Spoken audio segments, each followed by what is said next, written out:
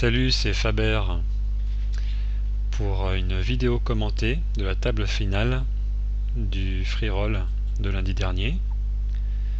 Alors j'ai décidé de faire ça pour le fun et puis pour faire part de mes analyses et de ma vision des joueurs qui sont autour de la table.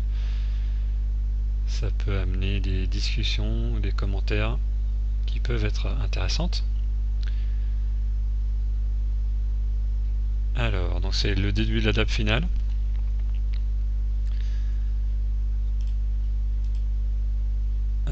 On va essayer de reprendre donc à la première main. Voilà. Donc la table finale vient de se mettre en route. Donc Olivier et Kim sont absents, puisque la deuxième table vient de se fermer, ils viennent d'arriver, il y a encore un coup avant qu'ils soient vraiment intégrés à la table. Donc moi je suis là avec 20 blindes. Donc moi je suis en 3 bet all-in. C'est-à-dire que dès que quelqu'un va relancer et que je vais avoir une main suffisamment bonne, je vais faire tapis pour essayer de prendre les jetons qui sont au milieu ou essayer de doubler. Je vais pas essayer d'être juste ITM. Je vais essayer de doubler pour avoir un bon tapis et essayer d'aller en HU. Après là on a Mecha qui a moins de 10 blindes et on peut s'attendre à ce qu'il pousse assez rapidement. Il va pas se laisser trop mourir, je pense. Il est en train de jouer le classement avec Olivier, ils sont au coude à coude je crois à ce moment là du championnat free roll. French Kiss lui il a 40 blindes.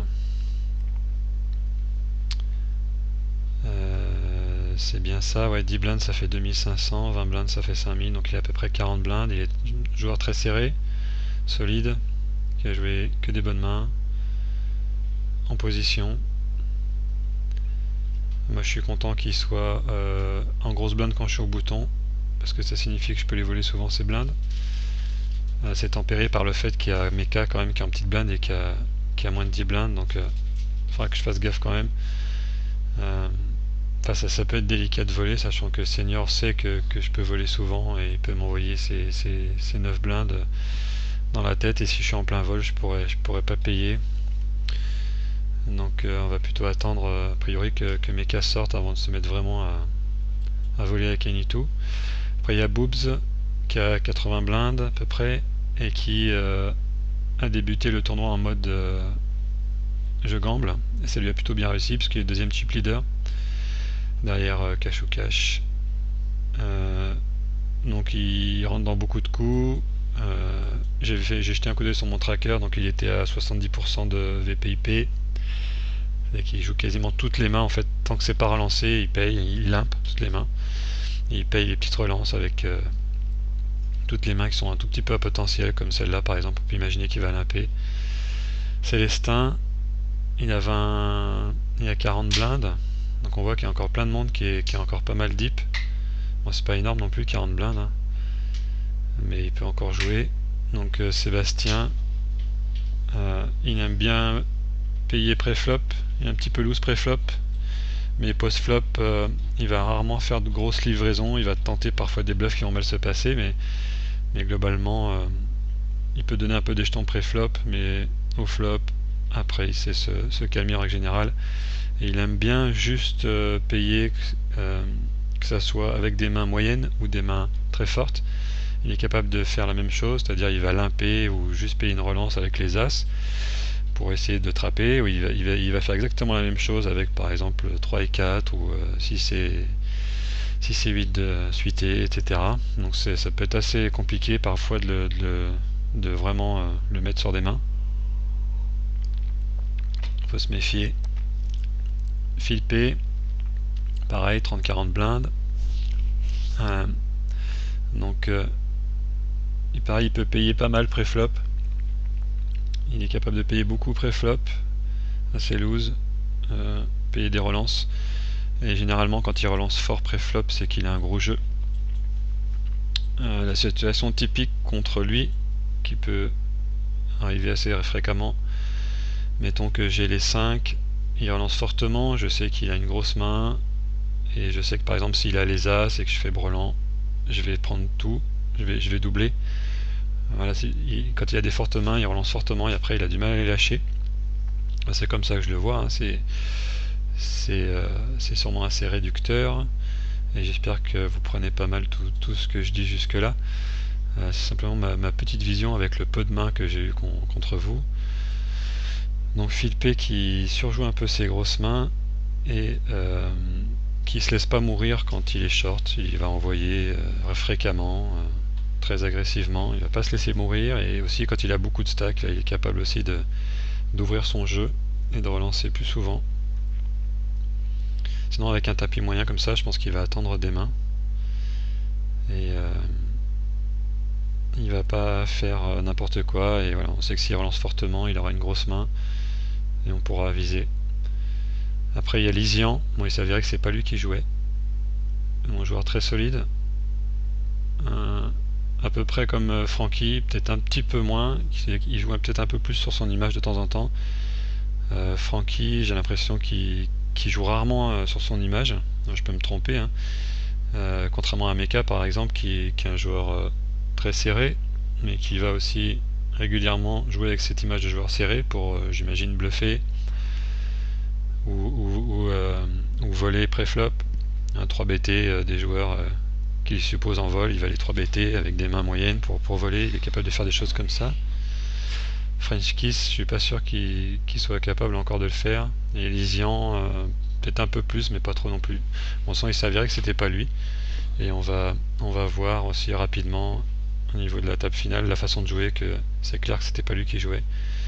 Olivier, donc je sais pas combien il a de stack, il a 4000.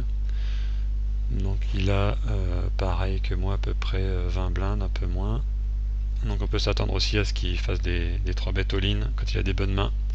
Donc faire attention quand il n'a pas encore parlé de pas gaspiller des jetons en relançant avec des mains trop light.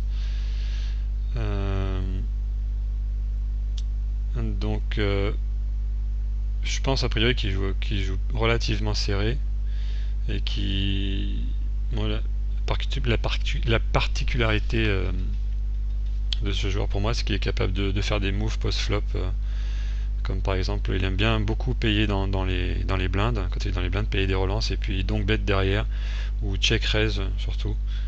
Il est fan un peu, je pense, du check raise quand il est dans les blindes, et ça peut être déstabilisant. Donc je sais par exemple que si je suis contre lui et que je suis en position et qu'il a payé dans les blindes et qu'il check, ça sert à rien de faire un continuation bet avec R trop souvent, parce que si je me fais check raise, je sais que ça va arriver souvent, je pourrais pas payer.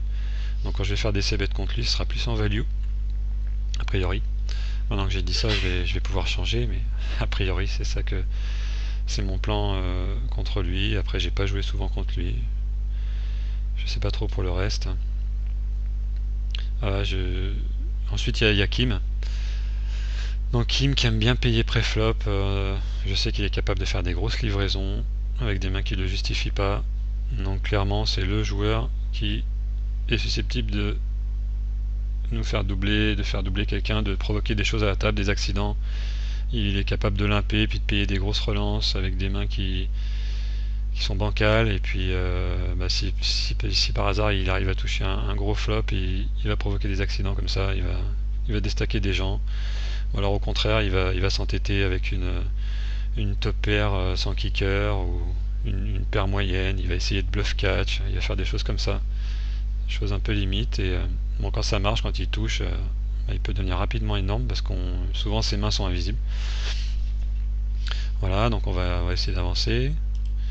Donc la première main, c'était donc 8 et 6. Donc comme je disais, Boobs il va jouer tous les coups. Donc là on a un raise de cash ou cash. On sait que cash ou cash c'était pas Lysian, et c'était en fait quelqu'un qui le remplaçait, qui était très passif. Donc quand elle relance ici, ou il relance, on va dire elle, je vois cash ou cash, j'ai l'impression que c'est plus un prénom de fille. Puis je crois qu'il avait dit C'est un pseudo plutôt féminin. Je crois que Lysian avait dit sur le forum que c'était une fille. Enfin, il m'a semblé dans sa façon de poster que c'était une personne du sexe féminin. Donc moi j'ai payé, je sais plus ce que j'avais. Donc ouais, j'ai l'historique de Boobs parce que j'ai pas pu récupérer le mien. Donc j'avais une pocket je crois et avec l'idée de faire brelan ou de folder après. Et Boobs va payer. Il a décidé de jouer très très loose, passif. Donc ça check pour... moi j'ai pas dû toucher mon brelan, je crois que j'avais paire de 4 ou paire de 5. Donc là demi-pot, donc comme je disais c'est un joueur très passif. Et quand il se met à miser, a priori c'est que le flop a été touché ou il y a une main faite. Voilà. Donc là j'ai sauté une main. Donc c'est là. Donc là Boobs il continue, là les 5 c'est parfait. Moi je colle juste et là on a le seigneur qui fait tapis. Et on sait que Boobs il est... bon de toute façon... mais qui a moins de 10 blindes, donc je pense que même s'il n'était pas en mode gambling, il aurait payé. Il aurait peut-être relancé pré-flop et puis payé. Là, il est en mode gambling, donc on est sûr qu'il va payer. Et allez, je crois que Mecha avait un as et que Boobs touche le 5, voilà, c'est ça. Donc les seigneurs sortent tout de suite. Donc là, c'est bien pour nous, quand on est en bataille de blindes, sur Frankie. Je sais que je vais voler souvent. Je crois que je vais pas avoir trop l'occasion, on va voir la suite. Donc voilà, jeu passif de cash ou cash qui décide de limper, ça ressemble pas à Lysian. Ça check, mise une blinde dans 3 blindes et quelques, 3 blindes et demi. Donc ça c'est pareil, c'est des tailles de mise qui ressemblent pas au jeu de Lysian habituellement. Donc tout de suite, là j'avais pas fait gaffe sur le coup, mais on peut tout de suite voir. En fait j'ai vu ces stats sur le coup, moi j'ai un HUD, j'ai un tracker, donc j'avais vu les stats de Lysian. Et sur ce tournoi il jouait 37 de VPIP et puis 5 de PFR. Donc je m'étais dit, il y a un problème, il joue pas comme d'habitude. Il a peut-être envie de jouer autrement, pourquoi pas. Ou alors peut-être qu'il a vu que Boobs faisait des choses bizarres ce soir, donc il a décidé de s'adapter en jouant plus passivement pour pas faire gonfler les pots, pour pas se prendre un accident. Et il y a aussi, peut-être qu'il a tenté ça, parce que c'est un style qui est pas forcément perdant, si on sait bien jouer post-flop. Je sais pas si vous connaissez Pouet, qui est un joueur de Winamax. Je vais le montrer vite fait. Je vais démarrer mon Winamax. Donc c'est un joueur de Winamax de micro-limite qui vient de gagner 2 semaines de suite le challenge cash game. Il l'a gagné 2 semaines de suite haut la main en jouant un jeu. Bon, il y a une mise à jour, dommage, ça va mettre du temps. J'espère que ça va pas mettre trop de temps. Donc c'est un joueur très loose qui joue pareil des stats de ce genre, c'est-à-dire 30, 40 de VPIP et puis 5 de PFR. Donc quand on le voit, on a l'impression que on se dit chic, c'est un fiche. Et en fait non, il rentre dans beaucoup de coups face à des joueurs moyens. Et il sait très bien jouer post-flop, value, très fort, se coucher quand il faut. Et il crush complètement le challenge micro-limite. Donc on va essayer de... Je vais essayer de vous montrer. Bon, apparemment le Winamax va pas se lancer. S'il est là, tac, hop. Donc je lance mon Winamax. Je vais dans Challenge, Cash Game Challenge, Micro Limite. Hop, et là on voit Pouet en haut du classement. Il a joué 85 000 mains encore cette semaine, il a fait pareil la semaine dernière et il est à 73K. Bon, il est un peu moins crush. Il y a Glut, là je le connais pas, qui est pas loin. Et bon, le challenge se termine ce soir. Il n'y a que 4 caves de différence. Donc voilà, et donc Pouet il joue 35-5, un truc comme ça. Donc la première semaine quand j'ai vu ça, et j'ai joué à beaucoup de tables avec lui, et